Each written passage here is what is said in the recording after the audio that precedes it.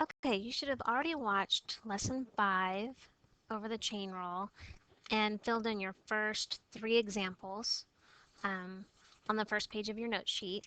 Now we're going to do the last part. We're just going to do some examples. And so you already kind of know what the chain rule says. I just wrote it again up here. This is what it would look like in your book. There's 2 different forms. Okay, but here's what the chain rule says in real words. And we're going to talk about another way you can think about the chain rule using M&Ms in class. Um, but here's what it says. When you have something raised to a power, you're going to bring down the exponent, keep the inside, subtract 1 from the exponent, and then take the derivative of the inside. When you have a trig function, you're going to take the derivative of the trig function, keep the inside, times the derivative of the inside. Okay, and I'm going to show you what all that looks like. And in class, we're going to talk about how you can use an M&M to remember in what order you do things. Okay, so it sounds a lot harder than what it is. All right, so here's our first example. So I'm giving 3x minus 2x squared quantity cubed. I know I have to use the chain rule on this because I have something raised to an exponent. So that's your big clue. Anytime you have something raised to an exponent, I know I have to use the chain rule. So chain rule says f prime of x equals, bring down my exponent,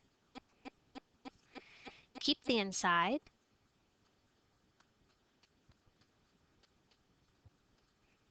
subtract 1 from my exponent, so it was 3, now it's 2, times the derivative of my inside.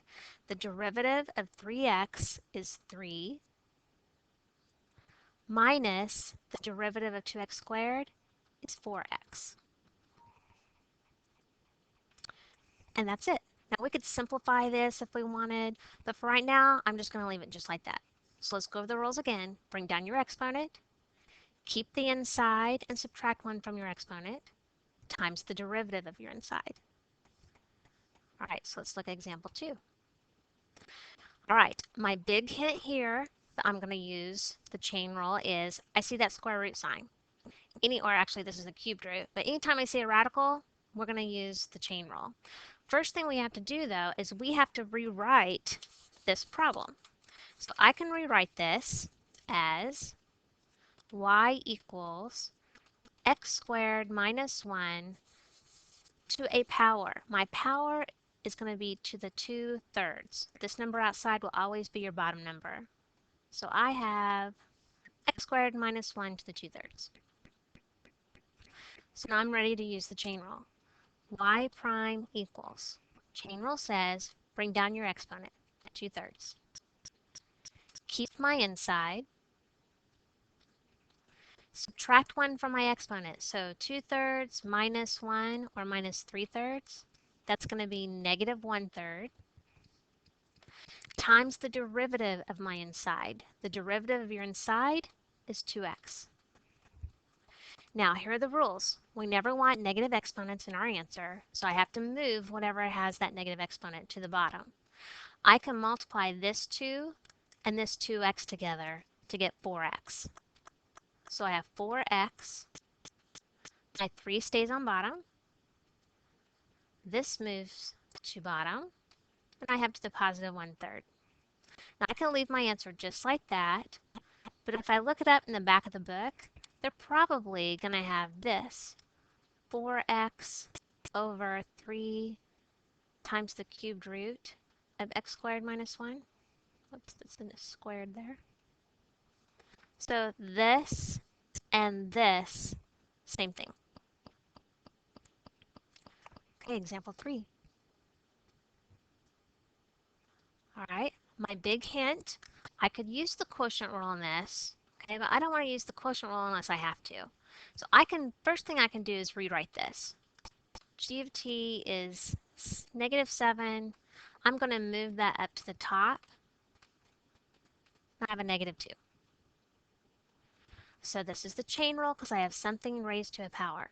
So chain rule says g prime of t equals. Bring down my exponent. So since I already have a -7 there, when I bring that -2 down, I'm going to multiply. That's going to give me a 14.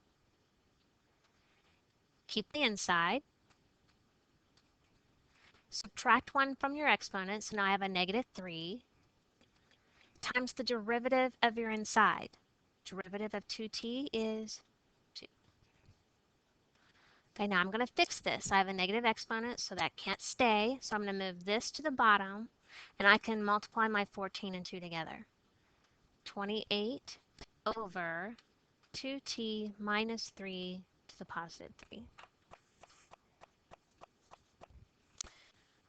Okay, example 4. 2 sine x plus cosine 2x. So y prime equals. This is just a regular derivative. Derivative of sine is cosine. If I have a constant out in front, that constant just stays there. So I have 2 cosine x plus. Now, this is the chain rule. There's no parentheses, there's no radicals, I have nothing raised to a power. But anytime you have a trig function and you have anything other than just an x here, that's the chain rule. So the chain rule for trig derivatives say, take the derivative of your trig function. Derivative cosine is negative sine. Keep this part, 2x, times the derivative of your inside, or this part. So that is 2. Now here's the thing. You can't ever multiply these two things together. This 2x cannot be multiplied by 2. It will always stay whatever it started off as. All right, so I can bring this 2 out in front right here just so I make sure I don't do that. I don't multiply them, and that's what your book will always do. So my answer, the way I need to write it, 2 cosine x minus 2 sine 2x.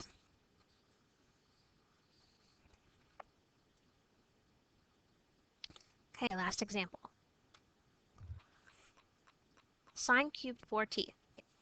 Now here's the thing. Anytime this exponent is above your sign, I rewrite that. It's meaning that you're going to cube the entire thing. Now if it was just above the t, that's different. Just the t's being cubed.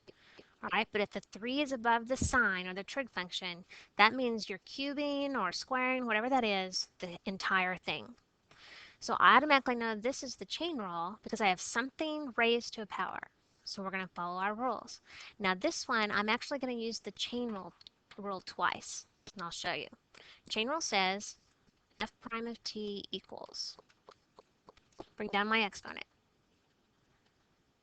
Keep your inside. Subtract 1 from your exponent times the derivative of your inside. So look, if I had this just as my problem, the derivative of this would be derivative of your trig function, cosine. Keep your inside, here's my chain rule again, times the derivative of your inside. So this, sine 4t, this is the derivative of that. So I brought down my exponent, kept the inside, subtracted 1, times the derivative of that inside. Derivative of that inside is this. Now remember what I said, this 4 and this 4 cannot be multiplied together, and I usually just bring out in front. Well, since it's a multiplication problem, I can bring this all the way out to this front. That means I'm going to multiply my 3 and my 4 together. So my answer is 12 sine 4t quantity squared cosine 4t. And how they will probably write this in the book, this is okay if you write it like this. They're going to say 12 sine squared 4t cosine 4t. Remember how I said if the square is above the trig function, it means the whole thing is squared? So they'll rewrite it like this. Okay, we'll answer questions Monday in class, and we're going to do a little M&M activity about the chain rule. Have a great weekend.